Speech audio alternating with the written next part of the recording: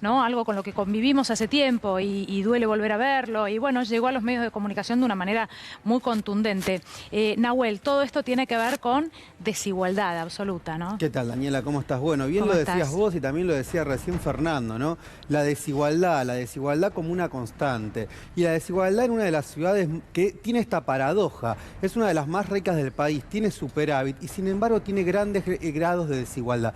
Pareciera que de Rivadavia para el sur es una ciudad y de Rivadavia para el norte es otra, ¿no? Y lo que a mí más me preocupa es cómo en este tiempo el gobierno del PRO en la ciudad de Buenos Aires o de Cambiemos, lejos de buscar cómo reducir esta desigualdad, no solo en muchos casos la aumenta, sino lo que es peor, la naturaliza. Y hay algo que es muy preocupante, Dani, cuando aparece esta idea de somos la comunidad de los vecinos y se pone a quienes están en situación de calle o de pobreza como si no fueran vecinos. ¿No te pareciera que estamos los vecinos y los extraños? Hay un concepto que se llama aporofobia. Vamos a decir, ¿qué es aporofobia? Aporofobia es construir el temor hacia el pobre.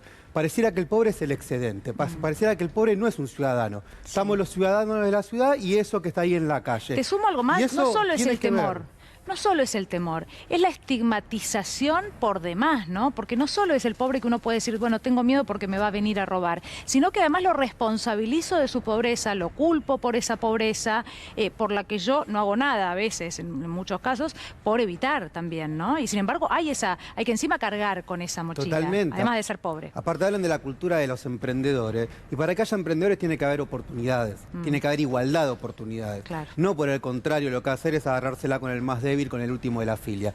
Déjame ver algunos datos. Hay unos estudios que hicieron la organización No Tan Distintos, también Tecoporá, Abrigá y Orellando, que son muy buenos y que vamos a tomar primero estos datos que te estoy pasando, lo hicieron en el 2019, organizaciones sociales, ONG, que hicieron un relevamiento y más de 7.251 personas viven en situación de calle. Estamos hablando, repito, 2019, es decir, esto se incrementó. Después tenemos que de esa cantidad, 871 son niñas y adolescentes. ¿Sí? Una cifra que preocupa, 80% son varones y esto es muy importante, Dani, el 56% sufrió violencia institucional, porque tiene que ver con lo que hablábamos antes. Cuando se estigmatiza, no es solo un problema de discurso. Cuando vos escuchás un Babi Echecopar, escuchás un Pichetto, a veces, viste, hasta uno dice, bueno, que viste, lo naturalizás, es así, pero no, eso después tiene un correlato práctico, después eso legitima prácticas autoritarias. Sí, y también al ciudadano común, digo yo, ¿no? También a veces nos viene muy bien esto de responsabilizar al otro y no hacerse cargo uno. ¿Sí? De lo que podría haber hecho. Bueno, el Estado está por un lado, es lo que el Estado podría haber hecho mejor, pero digo, también hay una sensación de, bueno, querer justificar esa pobreza, así duele un poco menos, ¿no? Bueno, ese pobre es pobre por alguna razón, entonces yo me quedo más cómoda en mi casa donde tengo todo. Diferente es la situación si uno entiende que esa persona no tiene culpa de nada. Siempre lo pongo en ejemplo cuando hablan de la salud, ¿no? La salud para los extranjeros, por ejemplo.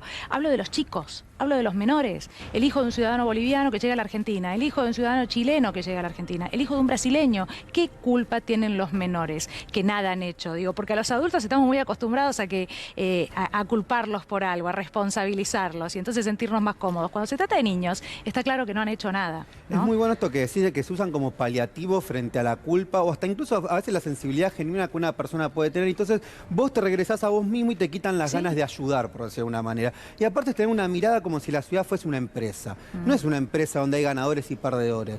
La ciudad es una comunidad, ¿sí? Y en una comunidad, justamente la potencia de una comunidad es cuando en el otro hay un lazo social. Y cuando los problemas que son individuales son problemas colectivos, no estamos hablando de problemas graves, estamos hablando de más de 7.000 personas en situación de calle y que se ha incrementado.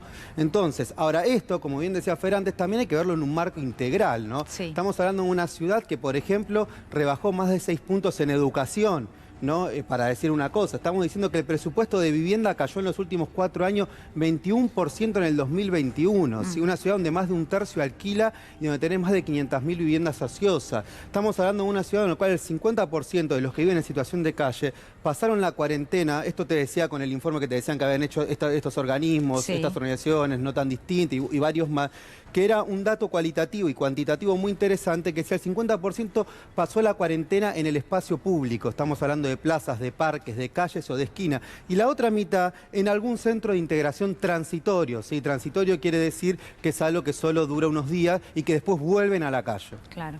Gracias, Nahuel. Gracias, Gabriel. Muchas gracias.